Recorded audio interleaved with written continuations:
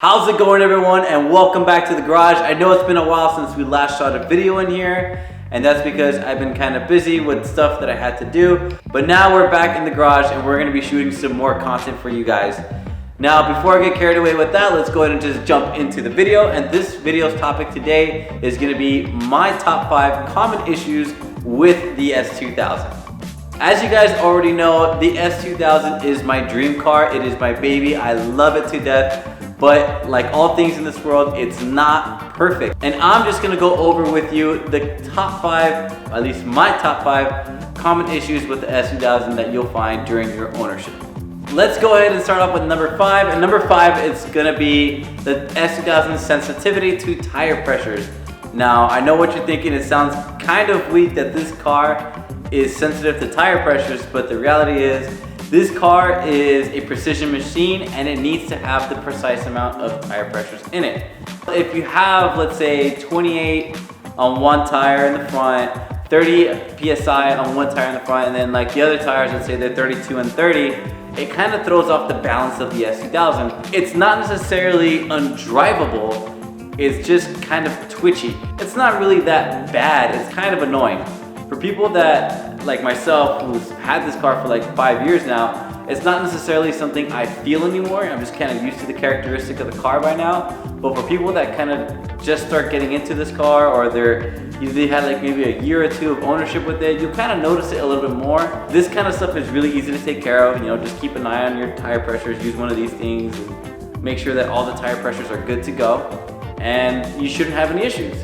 Now moving on to number 4, and number 4 is a notchy shifter. Now the S2000 is known for being one of the most rewarding shifting cars to shift in the automobile world, and that is 100% true. And that is not biased, by the way, not biased whatsoever. But anyway, yeah, it is one of the most rewarding shifters to shift, but at the same time, it could be one of the most frustrating shifters to shift as well. Especially if the S2000 you're driving is cold and you've never driven one before. For example, if you're driving the S2000 for the first time and it's cold, as if the car hasn't really been warmed up yet and hasn't really been driven around at that point in time, you're gonna be noticing that the shifter is a little hard to shift, especially from first to second. It's gonna feel like you're kind of grinding the gears, but you're not, trust me, it's just the way it is with this car. You're gonna have to let all that transmission fluid and all that shifter grease kind of warm up before it starts shifting and feeling good. A lot of the times, this might not go away after the transmission in the car is warmed up. And there's simple fixes for that. One of the fixes is, what I'm holding in my hand, is Honda's high temp urea grease. So all you gotta do is pop off the shifter, re-grease the entire shifter assembly, and just kind of like down in the assembly below, wherever it came from. Make sure that it's nice and looped up and put it back. Another thing you could do in addition to this would be to go ahead and change the transmission fluid. Who knows how long the previous owner had the car for and how long has it been since he changed the transmission fluid. So it's good to always just change it out. Once you go ahead and, let's say, re-grease this or change the fluid out, it's gonna feel like a totally different car. It's gonna feel super slick. It's gonna feel like loading a bolt-action rifle. It feels really good and it's super rewarding. Now moving on to number 3, we have the wheel bearings. Now this isn't necessarily the front wheel bearings, it's more the rear wheel bearings. And the rear wheel bearings in the S2000 tend to go out. They especially tend to go out if you're driving spirited, or let's say you take the car on track days and you have stock brakes. Now this issue generally comes to be because the S2000 has a solid non-vented rear disc brake. So that is a big no-no. You definitely don't want to have a rear disc non-ventilated, especially for a rear-wheel drive car, because all that heat that is gathered from the disc, it gets transferred into the wheel bearing, and the wheel bearing can only take so much heat before it starts messing up. And sooner or later, you're gonna get the dreaded wheel bearing noise.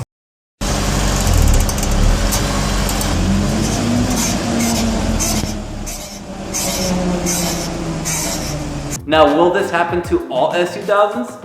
Not necessarily. It's not one of those things where it's a matter of if or when.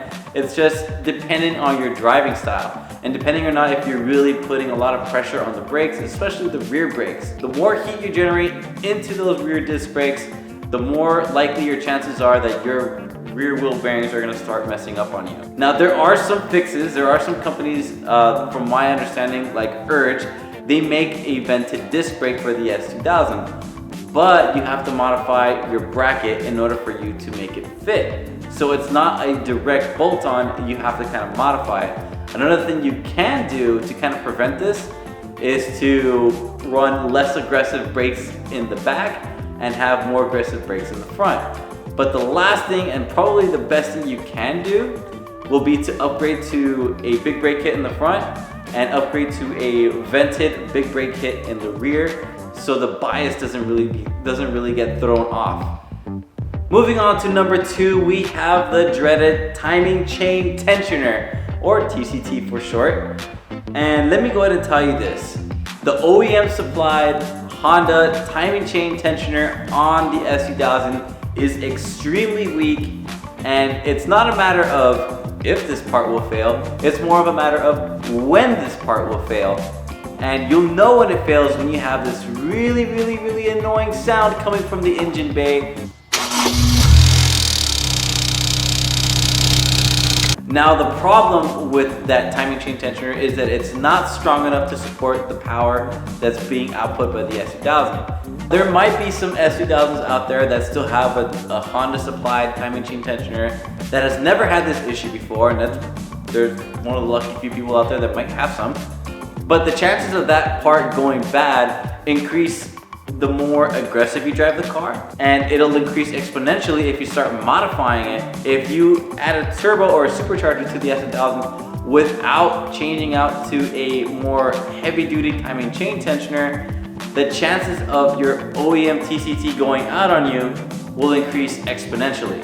Now, I kind of already mentioned that there are some aftermarket companies who do make timing chain tensioners for the S2000 in the form of, I believe, Billman, Ballade, and I think Toda, and there might be another one that does not come to my mind right now, that make OEM heavy-duty timing chain tensioners for the S2000. But the fact that the OEM TCT is super weak is just one of those things about the S2000 that is a super common issue. And if you don't believe me, go ahead and look on the forums and you'll see that there are tons of threads dedicated just to the TCT. Do yourself a favor, if you have an OEM timing chain tensioner on your S2000, go ahead and change it out for an aftermarket one. Now, last but not least, we have number 1, and that is the dreaded Misfire on the S2000. And I don't know if you guys have checked in the forums, but there are tons and tons of threads dedicated to misfires on the S2000s. Now, this is a really common thing with the S2000 where chances are that maybe one day out of the blue you'll get a check engine light and you read the code and it says random misfire, or let's just say a specific misfire in a certain cylinder. Now, there is a really easy way to kind of go around and checking to see what may or may not be the cause of that misfire. Chances are you have a number of things that can go wrong and that'll cause a misfire. Let's start with a dirty injector or dirty injectors, fuel injectors. We have really old spark plugs that probably need to get changed out, or worn out spark plugs. We also have old coil packs or worn coil packs. We also have the fact that the S2000 probably just needs a valve adjustment just so it can get the right valving done. Or worst case scenario, you have bent valves and you need to get your valves replaced and have head work done in your car. But an easy way for you guys to kind of figure out what may be causing the S2000's misfire would be to kind of check the coil packs. And a good way to kind of check the coil packs would be to, let's say, if you read the code and it tells you you have a misfire in cylinder 4. So you're gonna grab cylinder 4's coil pack and you're gonna swap it with cylinder 1's coil pack. And if you go back and if you read the code and then you see that the misfire is no longer in cylinder 4, but it's back to cylinder 1, then it's just that coil pack, and chances are you just need to either A, replace that coil pack, or just replace all of them. And simple maintenance such as doing a tune-up on the car, changing the spark plugs, making sure that the injectors are flowing good, all that stuff can be really easily done, and it's not necessarily super expensive. But once we start getting into like vent valves, that's when things start getting really expensive and really messy, and believe me, you don't want any of that. So that about wraps it up for this video. Those are my 5 common issues that you may or may not find on an S2000. I'm sure there are a couple of other issues that I may have missed, and I might just put them into another video later on.